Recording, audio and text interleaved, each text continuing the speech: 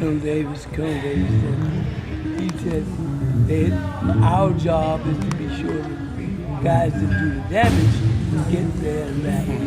Not you get there and back. Right. Even, I don't want to lose you, but if you have to make a choice, the first you Well, so and one man in your plane and 12 and 10 in the bomber. And it isn't so much that, it's the fact that the bomber doing the damage, he's dropping the bomb. And the Germans do that too. Consequently, what they did was they restricted their pilots to engaging pilots. There's nothing to gain.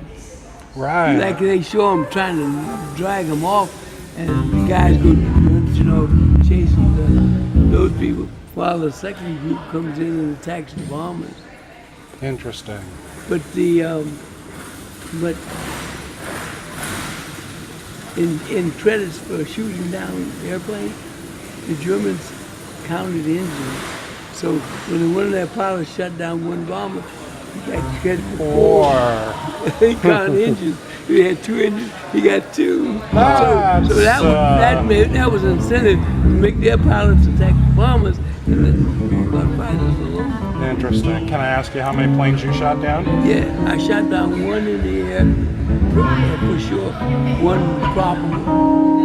But I had a lot of them that really truly self-destruct.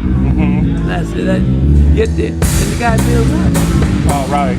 So you shoot him up, and either they fly away and he bails out later, or he makes it back with the plane's wreck. Or he finds he's in trouble and he bails out. He bails out before you even shoot at him. And then they had a maneuver that worked well against the first fighters that we had over there. And that's called splitters. And they were flying Messerschmitts? Messerschmitt. Well, the Messerschmitt, when you roll it over and turn it like this at combat speed, you needed about 7,000 feet. For the for the P-47 and P-38. Wow. So all they had to do was that, and they came out on the top. They came out above. Oh yeah. Okay. Right. Check 1, 2. But then when the 51s came in, they didn't teach him any different. They did the same thing. But when he looked back, the guy was still there. Did you ever fly against any of their early jets? Yeah, I did. In fact, we exchanged fire, but neither of us did anything. But and my first experience, I thought I was coming up behind him, but we were actually heading on. Wow. Silhouettes were off. You can't tell. Right. And then all of a sudden I saw these things blinking. Oh my friend. Lights do it. Oh, it's tracer rounds coming at you. Yeah. But they use tracers. Well, they didn't use tracers so much as the fact that the rounds stay lit. You could see this little yellow thing. Oh, they were still hot coming out of the barrel. And you could see this yellow thing coming. And you could avoid it.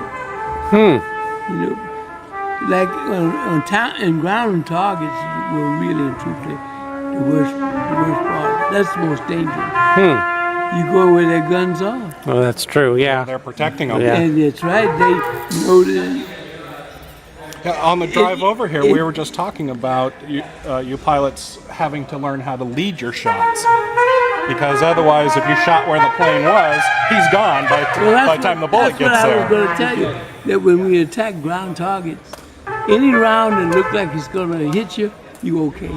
Because when it gets here, you go on, it goes by. Right. But it's the ones that look like they're going by in front that you have to be ready. Wow. Because you fly right into them. Yeah, so when you do this, you just change level. Wow. Wow, very cool. How long was your training before you actually were signed off to do missions? How long did they train you? Well, actually, the standard training period is about 8 months and about a month of what they call transition. And the transition is from Trainer to